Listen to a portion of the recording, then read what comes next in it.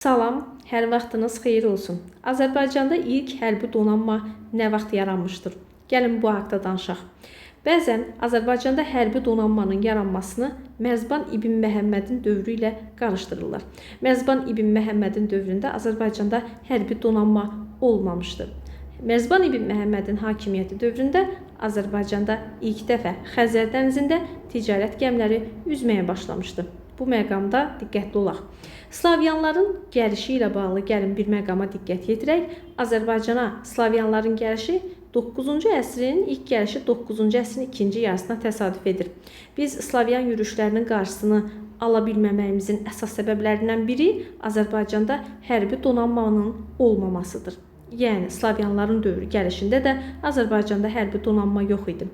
Hərbi donanmanı yaratmağa çalışır Nadir Şah. Buna böyük bir təşəbbüs göstərir. Gəmiçilik zavodları tikdirməyə çalışır. Lakin bunu edə bilmir.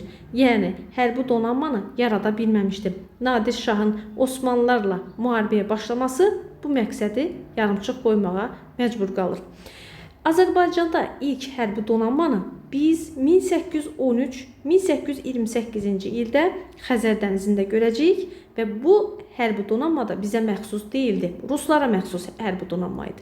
Yəni, Ruslara məxsus olan hərbi donanma 1813 Gülüstan müqaviləsi və 1828-ci ilin Gülüstan müqaviləsinə əsasən Xəzər dənizində hərbi donanma saxlamaq hüququ Ruslara aid idi. Və bizim özümüzə məxsus olan ilk hərbi donanmamız AXC dövrünə, Azərbaycan Xalq Cümhuriyyəti dövrünə təsadüf edir. Yəni, 1919-cu ildə bizim ilk hərbi donanmamız olur. Beləliklə, ilk hərbi donanmanı 1919-cu ilin ortaları götürəcəyik.